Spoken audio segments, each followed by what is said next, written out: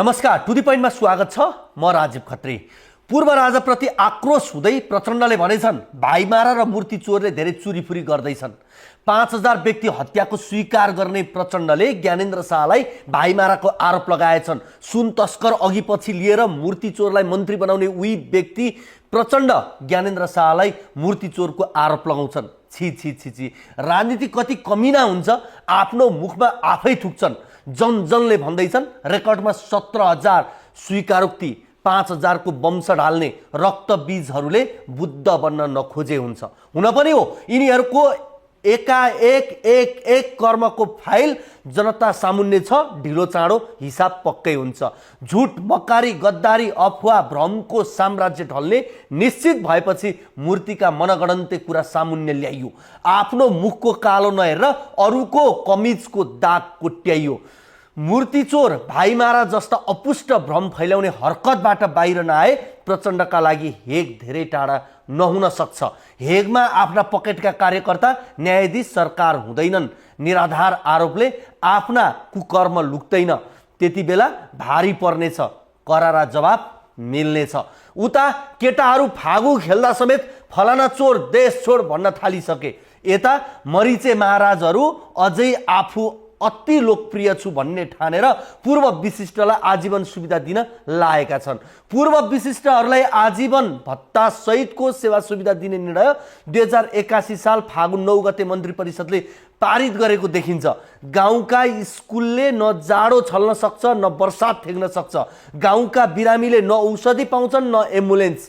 गाउँमा खाल्डा खुल्डी छ, सडक छैन। सहरमा बसेका पूर्व विशिष्टलाई कात्रो किन्ने पैसा चाहियो रे, त्यो पनि राज्यको ढुकुटीबाट। यी नटवरलालहरूलाई फोसामा सुझाव, त्यस्तो सुविधा मृत्युपछि क्रियाकर्म श्राद्ध गर्न समेत हुने गरी व्यवस्था गर। कर्म हेर्दा मरेपछि स्वर्ग पुग्ने चान्स कम छ। नर्कका लागि दरबार, गाडी, शाखा अधिकृत, ड्राइभर, सहयोगी, आजीवन भत्ता पनि माग्नु। एउटा राजाले सेवा सुविधा लिनु सामन्ती र राज्यको दोहन भन्ने पपटलाल र कटप्पाहरू हजारौं राजाले सुविधा लिनुलाई लोकतन्त्र र अधिकार भन्दैछन्। यी जस्ता मूर्ख यो संसारमा कोही थिएनन् र छैनन्। फेरि यी पूर्व विशिष्टहरूका सन्तान चाहिँ कस्ता हुन्? नालायक सन्तानहरू भएपछि कसको के लाग्छ? कथित पूर्व विशिष्टहरू राज्यको सामुन्ने हात थाप्दै, हात फैलाउँदै बस्दा म पालन पोषण गर्छु बालाई भन्न नसक्ने कुपुत्रहरू देख्दा दया लाग्यो। स्कुलमा छाना छैन, भित्ता छैन, बेन्च छैन, बोर्ड छैन, स्कुल हिँड्ने बाटोमा पुल समेत छैन, तर छेउमा कङ्क्रिटको टावर छ, नेताको शालिग छ। देश यसरी चलिरहेको छ। बजेटको 60% रकम तलब पेन्सन खुवाउँदैमा सकिन्छ। अब पूर्व विशिष्टका नाममा नटवरलालहरूलाई आजीवन पाल्नु पर्ने रे। 60बाट 70% पुग्ने होला। बाँकी विकास खर्च 30%। विकास खर्चको पनि 40% मात्रै खर्च हुन्छ। अनि विकास र समृद्धि कहाँबाट हुन्छ? अनि यी पूर्व विशिष्टहरूलाई न खसी बनाएर बेच्न मिल्छ, न भैँसी जस्तो दुध दिन मिल्छ। किन पोस्नु पर्ने हो यिनलाई थाहा भएन। एक किर्ना हो, ढाडिएका छैनौ अझै। नाइ भन्दा पनि कठालोमा समातेर यिनले राजालाई ल्याउने नै भए। यो राज्य लुटा फैसलाले राज संस्थाको पक्षमा 5 लाख मानिस थपिए। यस्तै कानुन अरू 4-5 वटा आए, राजा आफै दैलो खोलेर नारायण हिटी पस्नेछन्। त्यस बखत मरेका लासहरूले विरोध गर्ने शक्ति गुमाइसकेका हुनेछन्। दर्शकवृन्द, कथित पूर्व विशिष्टहरूलाई आजीवन सुविधा दिन्छन्, कथित समानुपातिकको नाममा श्रीमतीलाई सांसद मन्त्री बनाउँछन्, कथित संघीयताको नाममा राज्य दोहन गर्छन्, अनि फेरि राजाको र्यालीमा 10औं लाख जनता उत्रिए भनेर भित्तामा टाउको ठोक्छन्। रोशनी काण्ड, भेपसुन काण्ड, ललिता निवास काण्ड, एनसेल करछली काण्ड, व्हाइट बडी काण्ड, टेरामक्स काण्ड, सेरादरबार काण्ड मचाउने पूर्व विशिष्टलाई पनि राज्यले ढुकुटी काटेर आजीवन सुविधा दिन्छौं भन्नेलाई बन्चरे डाँडामा फ्याँक्नु पर्ने भयो। गल्ती तिनको भन्दा पनि यी सुविधा दिन्छौं भन्नेहरूको बढी छ। प्रधानमन्त्री ओलीले त्यो पदमा बसेर 1 रुपियाँको ठट्टा गरे भने राज्यको 3 करोड सुहा हुन्छ। चुचे रेल पानी जहाजको लडले वर्षौँदेखि करोडौँको कर जनताको टाउकोमा थुप्रेको थुप्रै छ। 17 खर्बको बजेटभन्दा 10 खर्ब ऋण र ब्याज तिर्नमै खर्च हुन्छ। नैतिक धरातल यति कमजोर बन्दै गएको छ कि पहिलोपल्ट मन्त्री हुँदा जन्मिएका बालेनको अपमानले ओलीलाई लुलो बनाउँदै लगेको देखिन्छ। हेर्नुस् त सत्ता र शक्तिको उन्माद कस्तो हुँदो रहेछ। मदिराको मादभन्दा उखरमाउलो छैन त। त्यसमाथि प्रधानमन्त्री केपी शर्मा ओलीभित्र व्याप्त आत्मरतिको रसायनले मानिस त के प्रकृतिका नियम फेर्न सम्मत दृढता प्रदर्शन गर्छन्।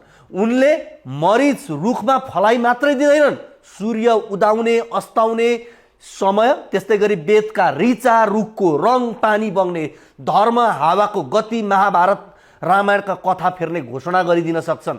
ओलीले चाहे भने शूर्पणखालाई सीता र रावणलाई रामको ओदा दिन सक्छन्। कृष्णलाई अर्जुनको कारिन्दा घोषणा गरिदिन बेर लगाउँदैनन्। भीष्म पितामह, द्रोणाचार्य, कृपाचार्य जस्ता पात्रलाई देशद्रोही करार गर्न सक्छन्। केपीबा राजनेता भनेर दुर्गेश थापाले एउटा मञ्चमा हल्ला गरिदिने हो भने उनी स्वर सम्राटको उपाधिका हकदार हुन सक्छन्। प्रशंसाको रोग लागेपछि त्यसको उपचार हुँदैन। जनताको हाड पसिनाको कमाई सदुपयोग गर्नुपर्छ भनेर कुनै राजनीतिक दलले सासले बोलेको पनि सुनिँदैन। यी सबै दृश्यले भन्छ नीतिहरूको राजा राजनीति उद्योग भएको छ। राजनीतिक दलहरू प्राइभेट लिमिटेड कम्पनी भएका छन्। दलका शीर्ष नेतृत्व आजीवन म्यानेजर भएका छन्। सत्ताभित्रका दलहरू लुट्न मस्त छन्। विपक्षी दलहरू सत्ताको आगोमा स्वार्थको रोटी सेकाउन नपाउँदा अङ्गुर अमिलोको शैलीमा अभिनय गरेर बसेका छन्। दर्शकवृन्द, टु द पोइन्टमा हामी समसामयिक राजनैतिक विषयवस्तुमाथि यस्तै अर्जुन दृष्टि राख्छौँ। आज हामीले विभिन्न राजनैतिक विषयवस्तुहरू सहितको सामग्री लिएर आएका छौँ।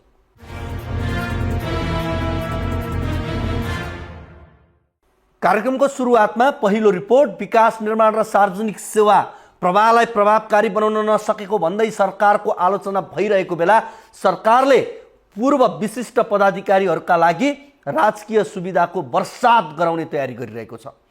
प्रस्तावित कानुन अनुसार पूर्व राष्ट्रपति, पूर्व उपराष्ट्रपति, पूर्व प्रधानमन्त्रीहरू लगायतलाई आजीवन मासिक भत्ता, घरभाडा तथा मर्मत खर्च, विलासी सवारी साधन, सचिवालयमा कर्मचारी र सहयोगी उपलब्ध गराइनेछ।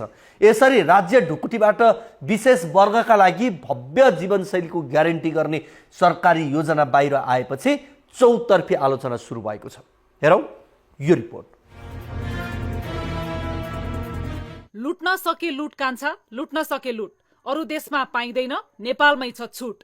लोकगायक पशुपति शर्माको यो गीत केवल मनोरञ्जनका लागि मात्रै देखिएन, नेपाली राजनीतिको यथार्थ चित्रण नै पो हो कि भन्ने अवस्था बनेको देखिन्छ। सत्ताको बागडोर सम्हाल्नेहरूबाट पालै पालो अघोषित लुटतन्त्र जारी रहँदा देश छन् कंगाल बन्दै गएको टिप्पणी आम नागरिकले नै गर्न थालेका छन्। मुलुकको अर्थतन्त्र संकटतर्फ अघि बढिरहेको स्पष्ट संकेतहरू देखिन थालेका छन्। मुलुकको राजस्वले सरकारी कर्मचारीहरूको तलब समेत धान्न नसक्ने अवस्था आएको छ। झन्झन्डै 36,000 जनप्रतिनिधिको तलब भत्ताका लागि विदेशी ऋण नै लिनुपर्ने बाध्यता बढ्दै गएको छ। दिन प्रतिदिन बढिरहेको ऋणको भारीले देशलाई आर्थिक दलदलमा धकेलिरहेको छ। देशको अर्थतन्त्र मूलतः विदेशमा पसिना बगाउने नेपालीहरूले पठाउने रेमिट्यान्समा अडिएको तथ्य कतैबाट लुकेको छैन। यता बेरोजगारीको दर भयावह बन्दै गएको छ भने शिक्षा र स्वास्थ्य क्षेत्रमा राज्यको लगानी न्यून हुँदा आम नागरिकको जीवन झन् कष्टकर बन्दै गएको छ। निजी विद्यालय र अस्पतालहरूको महँगो शुल्कले गरिबी तथा विपन्न वर्गलाई गम्भीर चुनौतीमा उभ्याइदिएको छ। यस्तो अवस्थामा पूर्व विशिष्ट व्यक्तिहरूलाई जीवनभर सेवा सुविधा दिने कानुनी व्यवस्थाप्रति नागरिकको आक्रोश चुलिएको छ। यो छोटकरीमा भन्दाखेरि अहिले सञ्जालतिर पनि व्यापक रूपमा विरोध भएको छ। विनाशकाले विपरीत बुद्धि भन्छौँ नि, हाम्रो भनाइ छ नि, त्यही हो। एकातर्फ सरकार यति अलोकप्रिय छ, एकातर्फ राज्यको ढुकुटीबाट अब चाहिँ कर्मचारी प्रशासनलाई चाहिँ तलब निवृत्ति बनाउन धान्नलाई गाह्रो छ। यो स्थितिमा अब विशिष्ट श्रेणीका पूर्व होइन राष्ट्राध्यक्षदेखि लिएर विभिन्न विशिष्ट व्यक्तित्वहरूलाई चाहिँ सेवा सुविधा जुन फेरि म्यासिभली भएको घटन पर्ने छ, त्यसले पिपुलमा सन्देश दिन सक्थ्यो। यस्तो बेलामा एकातर्फ सरकारप्रति, यो व्यवस्थाप्रति, संविधानप्रति नै आम जनतामा यति व्यापक वितृष्णा भएको बेलामा यो गर्नु भनेको चाहिँ त्यो आन्दोलनकारीलाई चाहिँ बल पुर्याउनु हो। यो परिवर्तन अहिले जो खोजिरहेको जनताले त्यसलाई बल पुर्याउनु हो। सरकारको चाहिँ त्यो त निकम्मापन र त्यो त सरकारको मूर्खता नै हो। पूर्व विशिष्टलाई आजीवन सुविधा, सरकारको कदमको चर्को आलोचना। देशको आर्थिक अवस्था नाजुक बन्दै गएको बेला सरकार पूर्व विशिष्ट पदाधिकारीलाई राज्य कोषबाट मनलाग्दी सुविधा दिने कसरतमा जुटेको छ। विकास निर्माण र सार्वजनिक सेवा प्रभावकारी बनाउन नसकेको भन्दै आलोचना भइरहेकै समयमा सरकारले पूर्व राष्ट्रपति, पूर्व उपराष्ट्रपति, प्रधानमन्त्री, मन्त्री परिषदका पूर्व अध्यक्ष, पूर्व सभामुख र राष्ट्रिय सभाका पूर्व अध्यक्षलाई आजीवन भत्ता, घर भाडा वा मर्मत खर्च, सवारी साधन, सचिवालयका कर्मचारी तथा अन्य विशेष सुविधा दिने कानून बनाउन लागेको छ। यस कदमलाई लिएर न केवल आम नागरिक तर सत्तारूढ दलकै नेताहरूले समेत चर्को आपत्ति जनाएका छन्। कांग्रेस नेता शेखर कोइरालाले ट्वीट गर्दै सरकारलाई चेतावनी दिएका छन्। विनाशकाले विपरीत बुद्धि, सरकार कुशासनको दुष्चक्रमा फसेको छ। नागरिकमा आक्रोश बढिरहेको सत्तारूढ दलभित्रै सरकारको तीव्र आलोचना भइरहेका बेला यस्तो दुष्कर्मको प्रयास गर्नु गलत हो। यस्तो निर्णयले व्यवस्था र पार्टीलाई कमजोर बनाउँछ। सरकार यस्तो काम अघि नबढाऊ, बरु दिएका सुविधा समेत घटाऊ। त्यस्तै नेपाली कांग्रेसका सांसद रामहरि खतिवड़ाले सरकारको निर्णयलाई बेमौसमी बाजा भन्दै कटाक्ष गरे। उनले भने, पूर्व विशिष्टलाई आजीवन सुविधा, सरकार राम्रो काम गर, यस्ता निर्णयहरू बन्द गर, राजनीतिक नेतृत्व भन्दा जनतालाई माथि राख, यस्तो सुविधा आवश्यक छैन। पूर्व विशिष्टको नाममा दिने सेवा सुविधाको वैज्ञानिक कारण आधार के?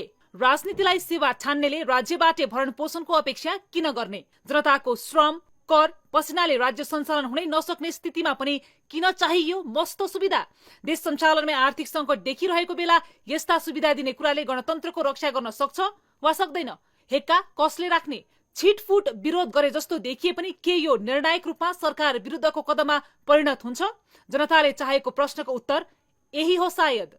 गृहमन्त्री रमेश लेखकको प्रस्तावमा मन्त्री परिषदले सहमति जनाएपछि गृह मन्त्रालयले विधेयक मस्यौदा तयार गरिरहेको बताइएको छ। हाल पनि पूर्व विशिष्ट पदाधिकारीहरूले सुरक्षा, इन्धन, उपचार खर्च र जीवन निर्वाह भत्ता पाइरहेकाले सरकारले त्यसलाई थप व्यवस्थित र संस्थागत गर्न खोजेको दावी गरेको छ। पटक पटकको कोसिस, हरेक पटक असफलता। नेपालमा पूर्व पदाधिकारीहरूलाई आजीवन विशेष सुविधा दिने सपना सरकारहरूले पटक पटक देखे, तर जनाक्रोश र राजनीतिक असहमतिले गर्दा हरेकचोटि यो प्रयास असफल हुँदै आयो। सरकारहरूले विधेयक ल्याउने कोसिस गरे, नागरिकहरूको चोरको विरोध र नेताहरू भित्रैको मतभेदका कारण ती प्रस्ताव कहिले कानून बन्न सकेनन्। जनताको करबाट उठेको रकम पूर्व पदाधिकारीहरूको विलासिताका लागि खर्च गर्ने योजनाले हरेकचोटि ठूलो बहस जन्मायो। अन्ततः यी प्रयासहरूलाई असफलताको गर्तमा धकेल्यो। इतिहासलाई निहाल्दा यो विषय चर्चामा आउनु नयाँ होइन, तर हरेक पटकको नतिजा उस्तै छ।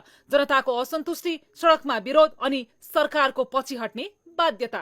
डाक्टर बाबुराम भट्टराई नेतृत्वको मन्त्री परिषदले निवृत्त राष्ट्रपति, उपराष्ट्रपति, प्रधानमन्त्री, पूर्व न्यायाधीश, सभामुख र गृहमन्त्रीलाई आजीवन सवारी, आवास, इन्धन र सचिवालय सहित सुविधा दिने अध्यादेश प्रस्ताव सर्वोच्च अदालतमा रिट परेपछि कार्यान्वयन रोकियो। सुशील कोइराला नेतृत्वको सरकारद्वारा पूर्व पदाधिकारीको सुविधा सम्बन्धी कानून ल्याउने प्रयास। पूर्व राष्ट्रपति सहित 14 पूर्व पदाधिकारीलाई सुविधा दिने प्रस्ताव। विधेयक तर्जुमा गरी व्यवस्थापिका संसदमा दर्ता, तर चौतर्फी विरोध भएपछि रोकियो। केपी शर्मा ओली नेतृत्वको सरकारले पूर्व पदाधिकारीलाई आजीवन मासिक वेतन दिने प्रस्ताव सहित विधेयक अघि बढाउने प्रयास। गृह मन्त्रालयले मस्यौदा तयार गरे पनि अन्तिम रूप दिन नपाउँदै ओली सरकार विघटन। पुष्पकमल दाहाल नेतृत्वको सरकारमा गृहमन्त्री विमलेन्द्र निधिद्वारा पहिले रोकिएको विधेयक पुनः संसदमा दर्ता। पूर्व पदाधिकारीहरूलाई विशेष सुविधा दिने प्रयास पटक पटक भए पनि जनस्तरबाट विरोध। राजनीतिक असहमति र कानूनी अडचनका कारण ती योजनाहरू कहिले सफल हुन सकेनन्। हरेक सरकारले नयाँ प्रस्ताव ल्याउने कोसिस गरे पनि अन्ततः ती विवादमा तानिँदै असफल हुने क्रम जारी।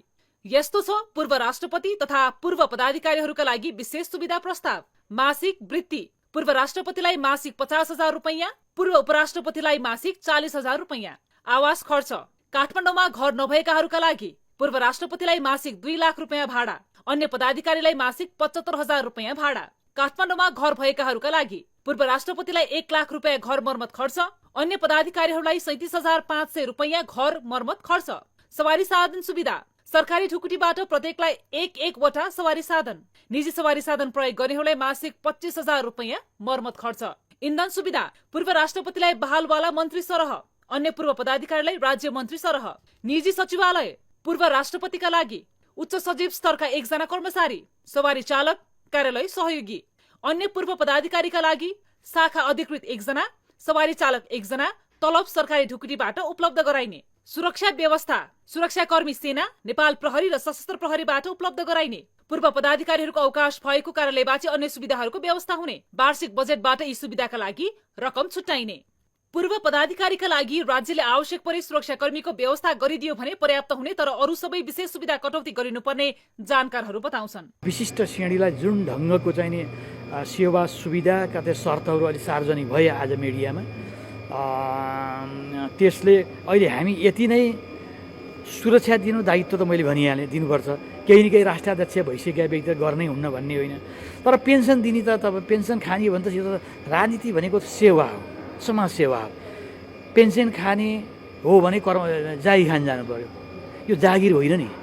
त्यस कारणले चाहिँ नि त्यो पेन्सनको शैलीमा सुविधा दिनु त्यसको त विरोध गर्छु म। तर चर्को विरोधका बीच उपप्रधानमन्त्री प्रकाशमान सिंहले अनग्रल प्रचार भएको भन्दै प्रतिवाद भने गरेका छन्। अब यो चाहिँ राष्ट्रपति बनिसकेका, प्रधानमन्त्री बनिसकेका पूर्वहरूलाई विशेष यो चाहिँ के हो भन्दाखेरि अब जुन राज्यले चाहिँ सुविधा दिन लागेको छ भनेर आइरहेको छ। अब नेपाल सरकार अहिले त हामी सरकार छ, हामीले चाहिँ त्यसमा चाहिँ के हो भन्दाखेरि केही थाहा भएको छैन। अब कुन सरकारको समयमा चाहिँ के आवश्यकता परेर त्यसमा चाहिँ वर्कआउट गरेको होला, त्यो वर्कआउट गरेको अहिले ल्याएर चाहिँ के हो भन्दाखेरि यो अहिलेको समयमा यो राखेपछि यो दलहरूलाई चाहिँ अप्ठ्यारो पार्ने खालको न्युज दिएर त भएन नि त। गणतन्त्रको 2 दशक नागरिकको आशा निराशामा परिणत। नेपालमा गणतन्त्र स्थापना भएको करिब 2 दशक हुन लाग्दा पनि आम नागरिकले अपेक्षित परिवर्तनको अनुभूति गर्न सकेका छैनन्। गणतन्त्रले समृद्ध सुशासन र स्थायित्व ल्याउने आशामा रहेका जनता अहिले झन कठिन परिस्थितिको सामना गर्न बाध्य छन्। नागरिकको यो असन्तोष क्रमशः आक्रोशमा बदलिँदैछ भने यही निराशाका बीच राजतन्त्रको समर्थन गर्ने समूहहरू फेरि सडकमा उत्रन थालेका छन्। राजा हामी बाउ सबैको बाउ राख्ने राजाले मात्र निर्देशन गर्नुहुन्छ, कार्यकारिणी प्रधानमन्त्रीले देश चलाउँछ र यस्ता शैतान जस्ता यी भ्रष्ट नेतालाई चाहिँ कुटेर यिनले भ्रष्टाचार गरेको सम्पूर्ण चाहिँ यिनका भ्रष्टाचारी चाहिँ पैसा देश विदेशका चाहिँ ल्याएर यही नेपालको ढुकुटीमा हालेर यही पैसा विकासमा लाएर यिनले गरेको भ्रष्टाचार जस्ता तस्तै फर्काएर ल्याउनलाई नै हामीले राजा खोजेका हौँ। केही छैन यहाँ चाहिँ जम्मै यो परदेश भनेको छ, के भनेको छ परदेश भनेर त्यसलाई खर्च धान्न सक्ने देशको अवस्थै छैन। अब अरू देशको हेरेर यहाँ चाहिँ कति महँगा बनाएका छन् सामानहरू, सबै राजस्व उठाएको छ, तर कहाँ गएको छ केही पत्तो छैन। मुलुकको स्रोत साधन दोहन नरोकिँदा आम जनता गरिबीको चक्रमा फसिरहेका छन्। तर नेतृत्व वर्गलाई सत्ता समीकरणको खेल म्युजिकल चेयर झैं लागिरहेको देखिन्छ। प्रधानमन्त्री केपी ओली, कांग्रेस सभापति शेरबहादुर देउवा र माओवादी केन्द्रका अध्यक्ष पुष्पकमल दाहाल प्रचण्डले नै पालैपालो शासन सत्ता सम्हाल्ने, तर जनताले परिवर्तनको अनुभूति कहिले गर्न नसक्ने अवस्थाले प्रश्न उब्जाएको छ। अर्थतन्त्र शिथिलतामा धकिलिएको छ। सरकारले विकास समृद्धिको हाँक दिए पनि विकास खर्च दयनीय अवस्थामा छ। प्रधानमन्त्री केपी ओलीले घोक्रो फुलाएर भन्ने गरेका छन्, म आएदेखि विकासको मुहान फुट्यो, विकासका कामले गति समातिसके, अर्थतन्त्र लयमा फर्कदैछ। तर तथ्याङ्कले यस्तो भन्दैन। सरकारले 8 महिनामा विकास खर्च जम्मा 23% मात्रै गर्न सक्यो। यसले पनि सरकारको गति, कार्यशैली र हाम्रो राज्य प्रणालीमाथिका प्रश्नलाई जब्बर बनाइदिएकै छ। न्यूज 24 टेलिभिजनका लागि टिभी जर्नलिस्ट एलिसा रियाल, काठमाडौँ। दर्शकवृन्द, गणतान्त्रिक व्यवस्थाका नेतृत्वमाथि जनताको आक्रोश अझ छचल्किँदै गएका छन्। वर्तमान व्यवस्था र नेतृत्वमाथिको यो जनआक्रोश जनताको रहरले पैदा भइरहेका होइनन्। अहिलेको अवस्थामा नागरिकले उठाइरहेका राजाको माग पनि जनताको खास चाहना होइनन्। यो त नेताहरूको कार्यशैली, चरित्र र कदमबाट सिर्जित बाध्यात्मक विस्फोटको पूर्व सङ्केत मात्रै हो। यसप्रति नेतृत्वले अझै व्यवस्था गरिरहे केपी र देउवा विरुद्ध नारा मात्रै होइन, उनीहरूलाई जनताले नेताबाट रैतीमा झार्ने स्थिति पनि नआउला भन्ने अवस्था छैन। पछिल्लो समय राजनीतिक नेतृत्वमाथि ठाडो रूपमै विरोधका नारा घन्किँदा सबैभन्दा पहिले जनताले कङ्ग्रेस र एमाले नेतृत्वमाथि नै टार्गेट राखेका छन्। ओली जहाँ पुग्छन् मुर्दाबादका नारा घन्किरहेका छन्। हेरौँ यो रिपोर्ट पनि। गणतान्त्रिक व्यवस्थाका नेतृत्वमाथि जनताको आक्रोश अझ छछल्किँदै गएका छन्। मुलुकमा राजवादीहरूको गतिविधि बढ्दैछ भने राजनीतिक दलहरू बीच नै पनि विमति र कटुता बढ्दछ, जसले नागरिकलाई डेलिभरी दिने कार्यमा सरकार दिनानुदिन असफल बन्दै गएको प्रश्न गराउँछ र सरकार पनि जनताप्रति अनुत्तरदायी बन्दै गएको आम टिप्पणी भइरहेका छन्। यस्तो अवस्थामा सरकार र राजनीतिक दलका नेतृत्वमाथि आलोचना र विरोधका आवाज जनस्तरबाटै घन्किरहेका छन्। थालनी ओली देउवाबाटै पछिल्लो समय राजनीतिक नेतृत्वमाथि ठाडो रूपमै विरोधका नारा घन्किँदा सबैभन्दा पहिले जनताले कङ्ग्रेस र एमाले नेतृत्वमाथि नै टार्गेट राखेका छन्। सबैभन्दा पहिले वर्तमान सत्ता गठबन्धन निर्माणको प्रारम्भमा नै टुडीखेलमा प्रधानमन्त्री केपी शर्मा ओली र नेपाली कांग्रेसका सभापति शेरबहादुर देउबा विरुद्ध नारा घन्किएका थिए। देउबा र ओलीले सँगै सामना गरेको यो घटनालाई एकै स्टेजमा उनीहरूले प्रतिवाद गरे, जसमा देउबाले जनतालाई तल्लो स्तरमै झरेर जवाफ फर्काउनु परेको थियो।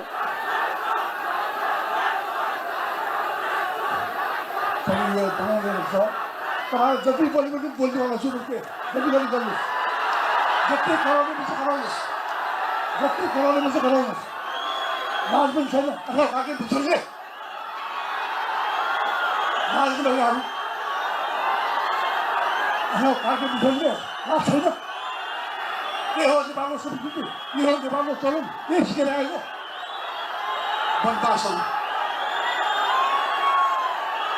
तर अझै पनि नेतृत्वमाथि आक्रोश खटेको छैन। उता राजनीतिक नेतृत्वले पनि जनताका माग र मुलुकको हितका लागि कुनै चासो र चिन्ता देखाउन सकेको छैन, जसले जनता नेतृत्वलाई क्षमा दिने मनसायमा देखिँदैनन्। राजावादी गतिविधिमा सामेल भएर होस् वा सार्वजनिक कार्यक्रमबाटै विरोध गरेर जनताले नेतृत्वमाथिको आक्रोश छताछुल्ल पारिरहेका छन्। यो आक्रोश केपी ओली कपको फाइनल खेल भइरहँदा दशरथ रंगशालामै पनि लुकेन। केपी ओली कपमा ओली विरुद्धकै नारा लागेपछि स्थिति साम्य पार्न सकस नै परेको थियो।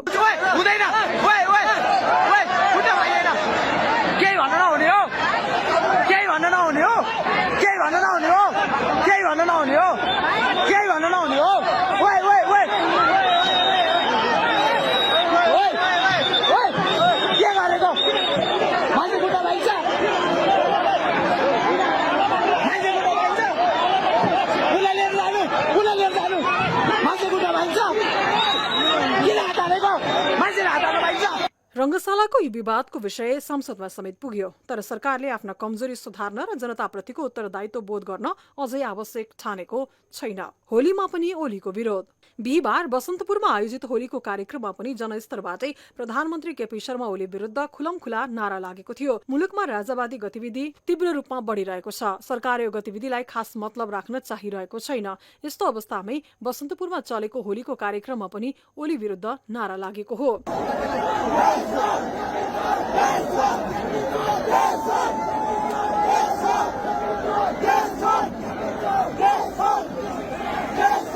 पछिल्लो समय युवा जमात वर्तमान नेतृत्वप्रति विरोधमा मात्रै छैनन्, उनीहरू खुला रूपमै राजतन्त्र र राजाको डिमान्ड गर्न समेत तल्लीन देखिन्छन्। लास्टमा राजा हो देश बचाओ, राजा चाहिँ ल्याउनु पर्छ हैन, राजा चाहिँ ल्याउनु पर्छ, ज्ञानेन्द्र हैन, ज्ञानेन्द्र आउनु पर्यो, देश बनाउनु पर्यो। वर्तमान व्यवस्था र नेतृत्वमाथिको यो जनआक्रोश जनताका रहरले पैदा भइरहेका होइनन्। अहिलेको अवस्थामा नागरिकले उठाइरहेका राजाको माग पनि जनताका खास चाहना होइनन्। यो त नेताहरूको कार्यशैली, चरित्र र कदमबाट सृजित बाध्यात्मक विस्फोटनको पूर्व संकेत मात्रै हो। यसप्रति नेतृत्वले अझै व्यवस्था गरिरहे केपी र देउबा विरुद्ध नारा मात्र होइन, उनीहरूलाई जनताले नेताबाट रैतीमा झार्ने स्थिति पनि नआउला भन्ने अवस्था भने छैन। दर्शकवृन्द, मुख्यतः आजको मुद्दा सुशासन, समृद्धि र विकास हो, तर यस बीचमा व्यवस्था परिवर्तनकै चर्को बहस उठिरहेको छ। यस्तो अवस्थामा गणतन्त्रवादी र राजावादीको दोहोरी नै चलिरहेको छ। तर यस्तोमा दलहरूले पनि आफ्नो स्वार्थ अनुसारको उत्तेजित अभिव्यक्ति दिइरहँदा एक अर्कामै फाटो आउने खतरा पैदा भइरहेका छन्। यसरी विपक्षी नै विभाजित हुँदा सरकारको काम कारबाही खबरदारी गर्न चुक्ने अवस्था सिर्जना भएको छ। यसले दलहरू बीच नै असमझदारी पैदा मात्रै गराएको छैन कि नागरिकका आवश्यकता सम्बोधन र मुलुकको समृद्धिलाई नै रोकावट गरिरहेको छ। हेरौँ यो अर्को रिपोर्ट पनि। माओवादी अध्यक्ष पुष्पकमल दाहाल प्रचण्ड केही दिन अघि संसदमा सत्ता पक्षप्रति कठोर हुँदा राजावादी गतिविधिहरूप्रति नरम सुनिएका थिए। उनले संसदमा राजावादीहरूको बढ्दो गतिविधिलाई चुनौतीका रूपमा व्याख्या गरे पनि मुख्य चुनौती वर्तमान सत्ता नेतृत्वको चरित्रलाई नै औल्याएका थिए। एकातिर संख्या छ तपाईहरुसँग 2/3, यो 2/3 चाहिँ बडो खतरनाक हुने लक्षण देखिँदैछ। तपाईहरुलाई 2/3 भनेर ढुक्क देखिनु भएको छ। जसलाई नियुक्ति गरे पनि भयो, 3 नम्बरकोलाई 1 नम्बर बनाइदिने भयो, 1 नम्बरकोलाई 4 बनाएर फालिदिने भयो, जे गरे पनि भएको छ, किनकि तपाईहरुसँग 2/3 छ। तर यो 2/3 नै नेपालको लोकतन्त्रको लागि, नेपालको संघीय लोकतान्त्रिक गणतन्त्रको लागि घातक हुने त होइन भन्ने प्रश्न जनताको मनमा जन्मिसकेको छ। म तपाईहरुलाई पनि गम्भीर रूपले विचार गर्न अनुरोध मात्रै गर्न सक्छु। अहिले यो संख्याको अहंकार त छँदैछ, त्यो अहंकार भित्रबाट सत्ताको दुरुपयोग सुरु भयो। प्रतिपक्ष र जनताको रचनात्मक खबरदारीलाई सरकारले कुनै भाउ नदिएकै कारण आज जनता सडकमा ओर्लिने अवस्था आएको छ र तपाईहरुलाई लागेको होला हामीसँग 2/3 छ, कसले के गर्छ। अहिले भर्खरै राप्रपाको मान्य सदस्यले बडो चुनौतीका साथ र आत्मविश्वासको साथ भनिसक्नु भयो, हेर्दै जानुस् पुरै नेपाल के हुन्छ। यी अभिव्यक्तिले प्रमुख प्रतिपक्षी दलका नेता समेत रहेका प्रचण्ड, कांग्रेस एमाले विरुद्ध कठोर भएको तर राजावादीहरूप्रति नरम रणनीतिमै रहेको दावी गरियो। यसको थप पुष्टाइ सत्तारूढ दलहरूकै कार्यशैलीले राजावादीहरू हौसिएको भन्ने उनको आरोपले पनि गर्छ। तर शुक्रबार प्रचण्डले एक सार्वजनिक कार्यक्रममा दिएको अभिव्यक्तिले भने विपक्षी दलहरूमै कटुताको संकेत गरेको छ, जसले एकातिर सरकारमाथि सृजना गर्नुपर्ने दबाव र कदम विरुद्धको आन्दोलन कमजोर हुने खतरा पैदा गराएको देखिन्छ भने अर्कोतर्फ सत्तारूढ दलहरूलाई हाई सञ्चोको स्थिति निर्माण भएको छ। प्रचण्डले राज संस्थाको ओकालत गर्ने दल राप्रपा सहितलाई समेटेर पूर्व राजा ज्ञानेन्द्र शाहमाथि कठोर भाषा बोलेका छन्। उनले पूर्व राजा ज्ञानेन्द्रलाई भाइमारा, मूर्तिचोरदेखि वंशनाशकर्तासम्मको गम्भीर आरोप लगाएका छन्। म यो पनि तपाईहरुको अगाडि भन्न चाहन्छु कि यो जुन नौटंकीहरू देखाइँदैछ राजा महाराजाको बारेमा, 250 वर्षसम्म राजा महाराजाले यो देशलाई कहाँ पुर्याए नेपाली जनताले बिर्सेको छ। मूर्ति चोर को हुन्? नेपालका ठुल्ठुला मूर्तिहरू चोरहरू अहिले राजा। भाइमारा को हो? भाइमारा को हो? आफ्नै वंश मास्नेले त्यहाँ आएर अहिले फेरि दाग लगाउन मिल्छ। सुन तस्कर को हो? नेपाली जनताले बिर्सियो भन्ठानेको। मैले पहिलोचोटि प्रधानमन्त्री हुँदा दरबार हत्याकाण्डको फेरि एकचोटि छानबिन गर्नुपर्ने छ भनेको थिएँ। मैले त्यति बेला 5 वर्ष शासन गर्न पाएको भए म फेरि एकचोटि छानबिन गरेर भाइमारा र राजद्रोही यिनीहरूलाई इतिहासको कठघरामा ठेगान लगाउने विचार थियो। प्रचण्डले दिएको यो अभिव्यक्ति पूर्व राजालाई काउन्टर भए पनि राज संस्थाकै ओकालत गर्ने राप्रपाले भने यसलाई निको मान्ने अवस्था छैन। प्रचण्डको अभिव्यक्ति लगत्तै राप्रपाले प्रति जवाफ फर्काएको छ। पार्टीका सचेतक ज्ञानेन्द्र शाहीले प्रचण्डमाथि नै गम्भीर आरोपसहित काउन्टर जवाफ फर्काएका हुन्। उनले सामाजिक सञ्जालमा स्ट्याटस लेख्दै तत्कालीन समयमा राजा हटाउन प्रचण्डको नेतृत्वमै माओवादीले हतियार उठाएको तथा दरबार हत्याकाण्डपछि माओवादीले नै बढी राजनीतिक फाइदा लिएको टिप्पणी गरेका छन्। त्यस्तै दरबार हत्याकाण्डको घटना तत्कालीन सरकार र प्रचण्ड मिलेर गराएको समेत शाहीले गम्भीर आरोप लगाएका छन्। उनले भनेका छन्, मोबाइल फोन नभएको समयमा सैटेलाइट फोन युरोपियन युनियनले कसलाई बोक्न दियो? भारतमा लुकेर राजनीतिक रूपमा भड्काएर 17,000 नेपाली निमुखा गरिबका छोराछोरी कसले मार्यो? निहत्या नागरिकलाई बाटो बाटोमा बम थाप्दै कसले हत्या गर्यो? विदेशीको इसारामा मन्दिर, गुम्बाका पुजारी र लामालाई कसले घाँटी रेट्यो? 33 किलो सुन तस्कर कसले गर्यो? क्यान्टनमेन्ट घोटाला कसले गर्यो? सीधा भाषामा भन्दा विदेशीको इसारामा प्रचण्डजी तपाई र तत्कालीन सरकार मिलेर राजा वीरेन्द्रको वंशनाश गर्नुभयो। उत्तेजित अभिव्यक्तिले फाटो। मुख्यतः आजको मुद्दा सुशासन, समृद्धि र विकास हो, तर यही बीचमा व्यवस्था परिवर्तनकै चर्को बहस उठिरहेको छ। यस्तो अवस्थामा गणतन्त्रवादी र राजतन्त्रवादीको दोहोरी नै चलिरहेको छ। तर यस्तोमा दलहरूले पनि आफ्नो स्वार्थ अनुसारको उत्तेजित अभिव्यक्ति दिइरहँदा एक अर्कामै फाटो आउने खतरा पैदा भइरहेका छन्। यसरी विपक्षी नै विभाजित हुँदा सरकारको काम कारबाहीमा खबरदारी गर्न चुक्ने अवस्था सृजना भएको छ। यसले दलहरू बीच नै असमझदारी पैदा मात्रै गराएको छैन, नागरिकका आवश्यकता सम्बोधन र मुलुकको समृद्धिलाई नै रोकावट गरिरहेको छ। दर्शकवृन्द, राजा ज्ञानेन्द्रको आह्वानसँगै हौसिएका राजसंस्थावादी थप आक्रामक बन्दै गएका छन्। हुन त गणतन्त्रको पक्षमा एमाले, कांग्रेस र माओवादी एकै स्थानमा छन्, तर नागरिकमा अहिले व्यवस्थाले डेलिभरी दिन नसकेकोमा पनि असन्तोष छ।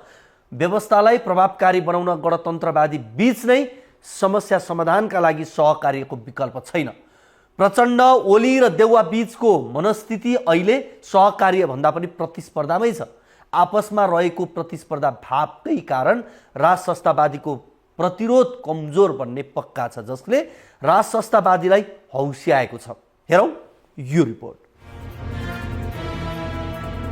राजा ज्ञानेन्द्रको आह्वानसँगै हौसिएका राज संस्थावादी थप आक्रामक बन्दै गएका छन्। उनीहरू गणतन्त्रवादीलाई नवीन समझदारी वा पीडादायी परिवर्तनको विकल्प दिइरहेका छन्। पहिले राज संस्थावादीको हुंकारलाई मजाककै विषय बनाइरहेका गणतन्त्रवादी पछिल्लो समय भने प्रतिरोधको तयारीमा छन्। प्रचण्ड हर्ताकर्ता रहेको समाजवादी मोर्चा अहिले सडकमा ओर्लने तयारीमा छ। राजावादीको प्रतिरोधको तयारीमा रहेको ऊ कंग्रेस एमाले प्रति पनि सशंकित देखिन्छ। गणतन्त्रवादी भित्रै फुट। राज संस्थावादी एकताबद्ध भइरहँदा गणतन्त्रवादी भने सत्ता र प्रतिपक्षको रेखाले विभाजित छन्। प्रतिपक्षी दलको नेता प्रचण्डदेखि प्रधानमन्त्री केपी शर्मा ओली र कंग्रेस सभापति शेरबहादुर देउवासम्म राजा ज्ञानेन्द्रको सक्रियतासँगै झस्किएका छन्। तर उनीहरू राज संस्थावादीलाई धेरै नहौसिन चेतावनी पनि दिइरहेका छन्। तर उनीहरू एक आपसमा पनि सशंकित देखिन्छन्। यो यथास्थितिवादी भन्नेहरू अप्ठ्यारो भयो भने प्रतिगमनकारीतिर गएर मिल्न सक्छन्। संविधान घोषणा गर्न हुन्न भन्ने, गणतन्त्र सम्भव छैन भन्ने नेताहरू अहिले संघीय लोकतान्त्रिक गणतन्त्रको सरकारको नेतृत्व गरेका त छन्। संघीय गणतन्त्रको फल त अहिले उनीहरूले खाइरहेकै छन्। तर उनीहरूको चाहिँ फेरि यो प्रति दृढ विश्वास छैन। त्यहाँ अहिले पनि प्रतिगमनका विरुद्ध चाहिँ उनीहरू लड्नेतिर भन्दा लिपापोती गर्नेतिर नै उनीहरूको छ। र कुनै पनि बेला हामी कमजोर देखियौँ भने, माओवादी केन्द्र कमजोर देखियो, यो चाहिँ अब जागरुक भइराखेको छैन, यसको सङ्गठन बढ्दै गइराखेको छैन, जनप्रभाव बढ्दै गएको छैन भने हिजो पनि मिलेकै त हुन्। हामी जनयुद्ध लड्दै गर्दा तपाईँ हामीलाई थाहा छ नि, चाहिँ अब प्रतिगमन आधा सचियो भनेर एमाले सरकारमा गएको होइन। अन्तिम बेला ज्ञानेन्द्रको सरकारमा, ज्ञानेन्द्रले भनेको सरकारमा गएको, ज्ञानेन्द्रलाई बिन्ती पत्र हालेर प्रधानमन्त्रीको लागि आवेदन दिएको, निवेदन दिएको त हामीलाई थाहा छ नि। कांग्रेस पनि पहिला शेरबहादुरजीलाई यो असक्षम प्रधानमन्त्री भनेर कारबाही गरियो, पछि फेरि प्रधानमन्त्री बनाउँदा चाहिँ महाराज धिरालले चाहिँ बुद्धि पुर्याइ बक्सियो भन्ने त कांग्रेसका नेता छँदैछन्।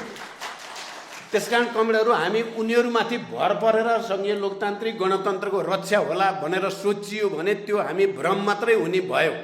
त्यसकारण मैले यति लामो व्याख्या गर्नुको तात्पर्य के हो भने, हामी आफै कसियो भने जनताको साथ हामीलाई अझै पनि प्राप्त हुन्छ। जनताको साथ भयो र सङ्गठन हाम्रो बलियो भयो, हाम्रा जनसङ्गठन मोर्चाहरू पनि बलिया हुँदै गए भने फेरि कांग्रेस र एमाले पनि गणतन्त्रवादी रहिराख्छन्, तिनीहरू फर्किन सक्दैनन्। अनि प्रतिगमनको चाहिँ सपना देख्नेहरू पनिको सपना पनि चकनाचुर हुन्छ। त्यसकारण सम्पूर्ण जिम्मेवारी अब हाम्रै काँधमा छ। संघीय लोकतान्त्रिक गणतन्त्रात्मक व्यवस्थाको रक्षा कंग्रेस एमालेबाट सम्भव नरहेको मत प्रचण्डको छ। उता एमाले कंग्रेस भित्रै पनि प्रतिस्पर्धा र सहकार्यको विरोधाभासपूर्ण सम्बन्ध छ। सत्ता सहकार्यमा रहेका उनीहरू प्रतिस्पर्धी भावनाबाट परिचालित छन्, जसले गर्दा सत्तारूढ गठबन्धन भित्रैबाट सरकार अनि मन्त्रीको आलोचना तीव्र बन्दै गइरहेको छ। कहिले कंग्रेसबाटै शेखर कोइराला समूह ओली नेतृत्वको सरकारलाई तारो बनाउँछ त कहिले एमाले नेता कंग्रेसी मन्त्रीको आलोचना गर्छन्। त्यसकै पछिल्लो पटाक्षेप हो परराष्ट्र मन्त्री आरजू राणाप्रति एमाले नेता विष्णु रिजालको टिप्पणी। उनी लेख्छन्, परराष्ट्र मन्त्री डाक्टर आरजू देउवा 6 दिनदेखि भारतमा हुनुहुन्छ। भारतले आयोजना गर्ने राइसिना डायलगमा बोल्नका लागि उहाँलाई बढीमा 15 मिनट समय मिल्ला। अघिल्लो पटक परराष्ट्र मन्त्री एनपी साउदले अरू 4 जना प्यानलिस्टसँगै 1 घण्टाको प्यानलमा बोल्न 5 दिन खर्चनु भएको थियो। त्यसपछिका परराष्ट्र मन्त्री नारायण काजी श्रेष्ठले बेजिङमा चिनिया विदेश मन्त्री भेट्न 9 दिन खर्चनु भएको थियो। देशभित्र काम कति गर्नुहुन्छ भन्ने त थाहै छ, तर दुनियाँले के भन्छ भनेर लोकलाजको त अलिकति ख्याल गर्नुपर्ने हो। यस्ता परराष्ट्र मन्त्रीहरूले भारत र चीनका समकक्षीहरूसँग कुरा गर्दा कतिको समान हैसियत अर्थात् इक्वल फुटिङमा कुरा गर्दा हुन् र उनीहरूले कति महत्त्व दिँदा हुन् भन्ने यसैबाट स्पष्ट हुन्छ। हुन त गणतन्त्रको पक्षमा एमाले कांग्रेस र माओवादी एकै स्थानमा छन्, तर नागरिकमा अहिलेको व्यवस्थाले डेलिभरी दिन नसकेकोमा पनि असन्तोष छ। व्यवस्थालाई प्रभावकारी बनाउन गणतन्त्रवादी बीच नै समस्या समाधानका लागि सहकार्यको विकल्प छैन। तर प्रचण्ड, ओली र देउबाको मनस्थिति अहिले सहकार्य भन्दा बढी प्रतिस्पर्धामै छ। आपसमा रहेको प्रतिस्पर्धी भावकै कारण राज संस्थावादीको प्रतिरोध कमजोर बन्ने पक्का छ, जसले राज संस्थावादीलाई भने हौसाएको छ। राज संस्थावादीको चेतावनी। उता राज संस्थावादी भने निरन्तर चेतावनीको भाषामा गणतन्त्रवादीलाई ललकारिरहेका छन्। राप्रपा वरिष्ठ उपाध्यक्ष रविन्द्र मिश्र नवीन समझदारीका लागि गणतन्त्रवादीलाई आग्रह गरिरहेका छन्। उनी लेख्छन्, राजनैतिक दल तर्सनै पर्दैन। अबको परिवर्तनमा नवीन समझदारी भनेको राष्ट्रियता र सुशासन दुवै संकटमा परेकोले सबैले विगतबाट शिक्षा लिँदै राज संस्था र राजनैतिक दल पुनः एकपटक एकै ठाउँमा आउनु पर्यो र सिस्टमिक ओभरहलिङ गरेर लोकतन्त्रलाई उन्नत प्रजातन्त्रमा रूपान्तरण गर्नु पर्यो भन्ने हो। त्यसो गरेनन् भने तिनलाई आम जनताले साथ दिँदैनन्, तर तिनले आफ्ना कार्यकर्ता मात्र सडकमा उतारे पनि त्यो विशाल हुनेछ। तर त्यसले स्वतस्फूर्त रूपमा उत्रेका आम सर्वसाधारणसँग मुठभेडको स्थिति निम्त्याउनेछ। त्यो मुठभेडलाई गर्न खोजिने नियन्त्रण ठूला पार्टी र तिनका ठूला नेताको पक्षमा हुने छैन। श्रीलङ्का, बंगलादेश र सिरियाको स्थिति नआओस् भन्ने हाम्रो कामना हो। तसर्थ शान्तिपूर्ण रूपमा नवीन समझदारीमा जाने उपाय समयमै खोजियोस्। दुवै पक्ष अहिले एक अर्कोलाई चेतावनीको भाषा बोलिरहेका छन् र ललकारिरहेका छन्, अनि दुवैले सडकबाटै निकासको प्रयास गरिरहेका छन्। तर निकास के? प्रश्न छैन, जसको लागि प्रतीक्षाको विकल्प छैन। दर्शकवृन्द, हामी यो कार्यक्रम हप्ताको 2 पटक आइतबार र बिहीबार लिएर आउँछौँ। आजको टु दी पोइन्टबाट बिदा लिन्छु। हवस् त, नमस्ते।